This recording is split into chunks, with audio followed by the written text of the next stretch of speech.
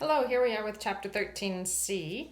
Now we're talking about the angle between two lines. So, if you recall back in chapter 12, we talked about the angle between two vectors.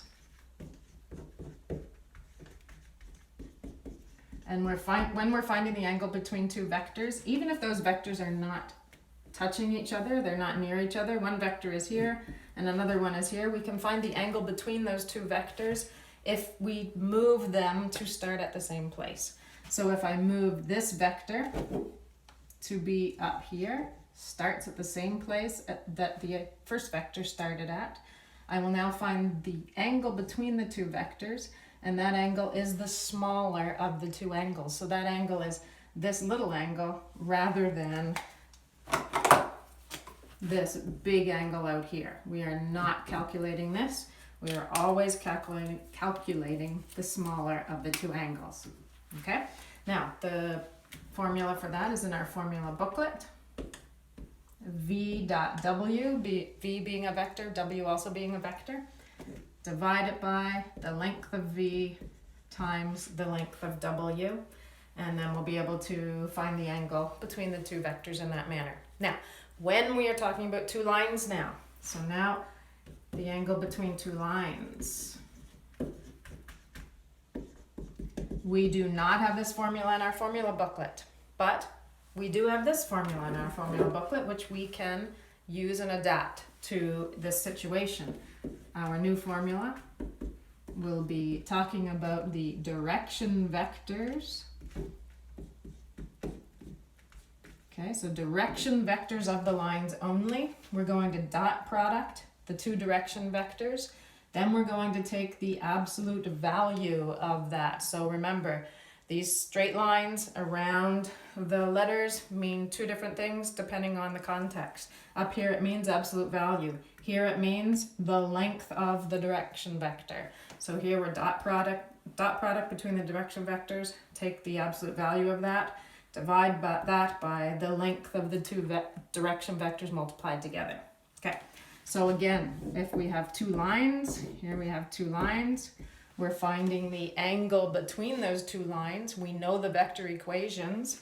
We will always be finding the smaller of the two angles. Now remember, if we have this X pattern with lines, this angle will be equal to that angle. That's the one we will be finding because it's the smaller of the two angles. This big angle out here will be equal to this big angle out here. We are not finding that. We are finding the smaller of the angles. Okay, so let's find the angle between the lines.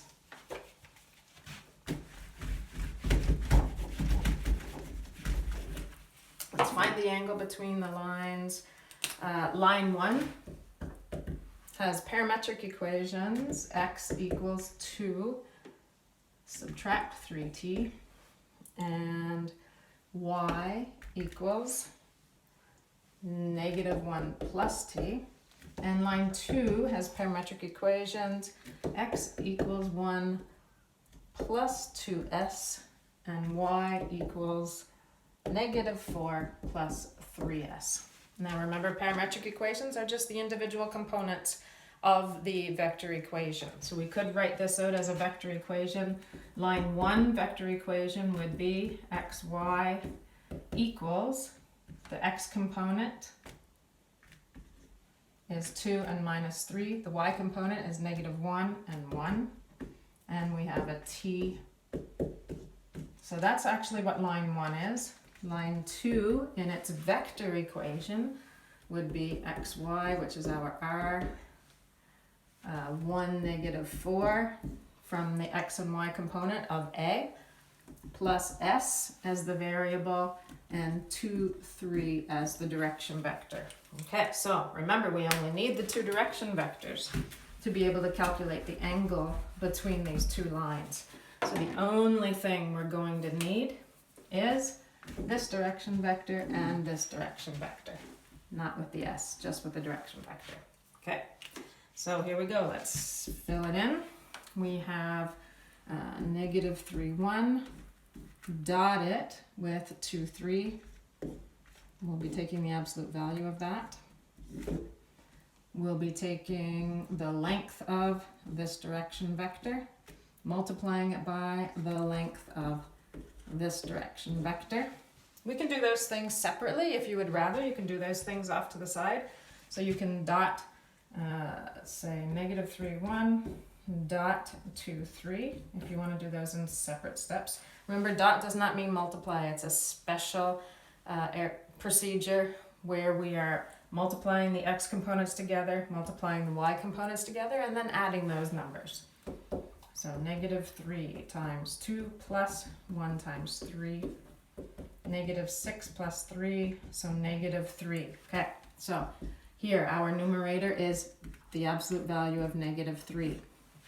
All right, then if you want to do these individually as well, we can find the length of this vector. That is -3 squared plus 1 squared, and that's all square rooted. So that's root 10, which is then multiplied by the length of 2, 3, 2 squared plus 3 squared, which is root 13. Root 13. Okay, next step. We've got that substituted in. Square root, the absolute value of -3 is 3. So really we have cosine theta equals 3 over root 130. Therefore, cos theta equals the inverse cos of that number. And theta equals, bring up our calculator, figure that out. Make sure if you're in degree mode, your answer will be in degrees. If you're in radian mode, your answer will be in radians.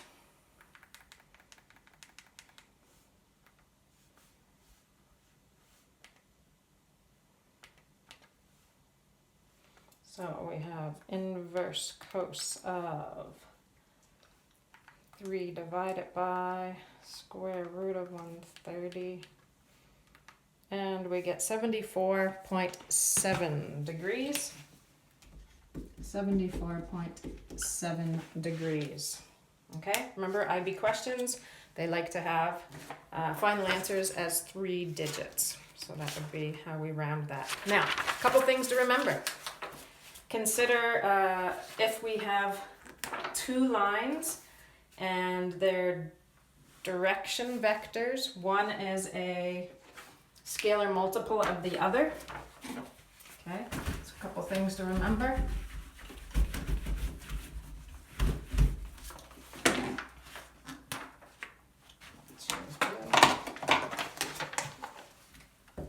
If we have 2 lines and the direction vector of one is a scalar multiple of the direction vector of the other, we know that these 2 lines are parallel.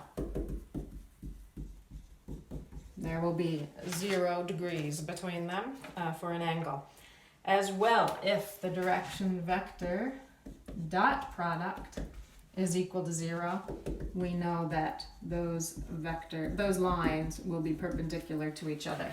Okay? If you forgot this and you still went ahead and used this formula to determine it, in this case, you will end up with 0 degrees, so you know they're parallel, no angle between them.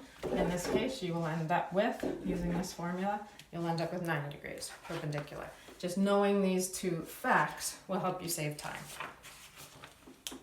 Okay, have fun.